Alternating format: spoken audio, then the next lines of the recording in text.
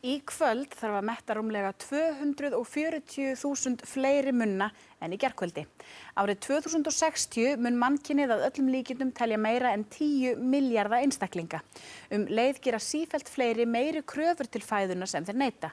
Þetta þýðir einfaldlega að matarframleiðsla þarf að tvöfaldast hið minnsta á næstu áratugum ef ekki á illa að fara.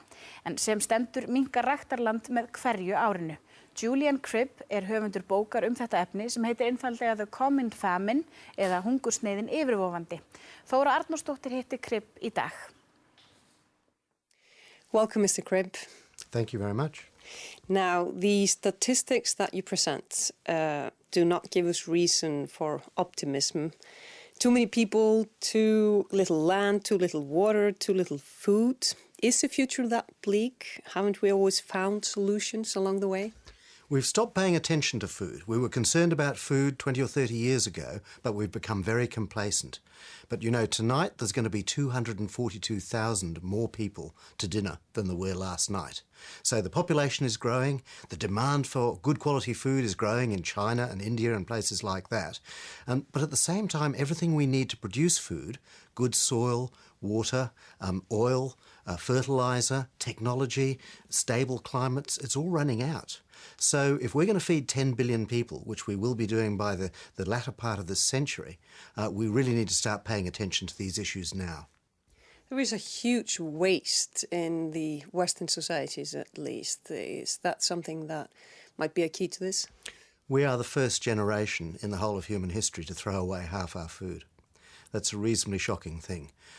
We do need to start recycling the nutrients that are in that food back into farming and back into food production. We're sending them to the bottom of the ocean in most cases.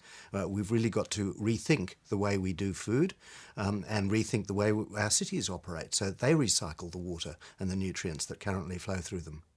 But that's one fact, the urbanisation. People in cities do not produce food, but more and more people want to live there. How do you solve that?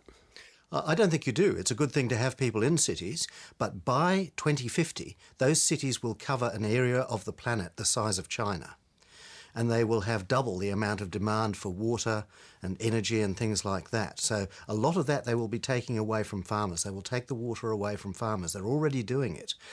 And these cities don't grow food themselves. So if the food stops coming, you know, they're in a very difficult situation. And we need to start thinking about how we're going to avoid that now. Replan that city so it actually produces some of its own food.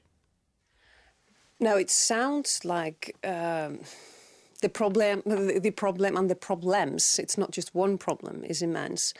And there's no way out unless humankind stops reproducing at the rate that it does and stops urbanisation, which is unlikely as things are now. So what to do? Well, the good news is that the young women of the world are not getting married and they're not having babies.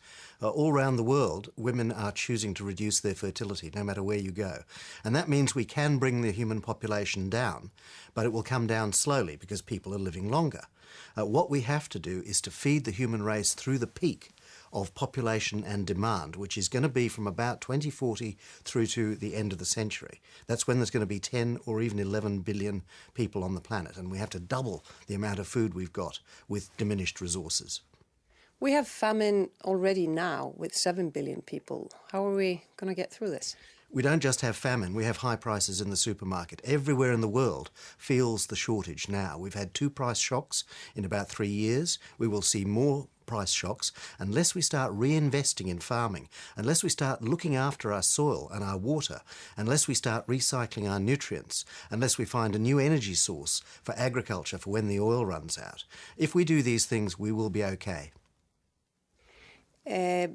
But it doesn't really look like the awareness is combined with the dire situation.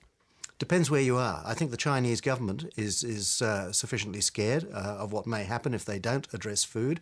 Many other governments, Western governments, mostly very complacent. They think there's lots of food in the supermarket, we're okay.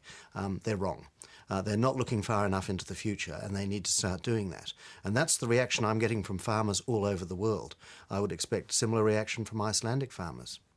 But how do we do it with less land, less water, with less everything? Like, is it all a question of new technology?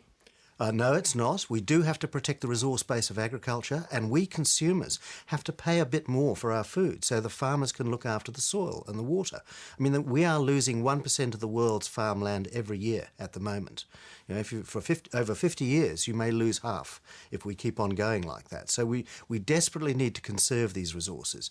We shouldn't build cities on good farming country. We shouldn't put mines on good farming country. We have to protect the food resources for the future, and we need to start thinking about that now. The same applies to water also. If we take the water away from the farmers, how are they going to grow the crops? We're already seeing climate taking water away from farmers, but if cities take water away from farmers too, then that's going to be a difficult situation. So is everyone going to turn into a vegetarian? No, but people will eat a much healthier diet. Let's recognise that the Western diet kills half its consumers now. They die of diet-related diseases, cancer, heart disease, stroke, obesity, diabetes, that sort of thing. So we can all eat a lot more healthily, and we can also eat in a way that treads more lightly on the planet, that is a more sustainable diet as far as agriculture is concerned.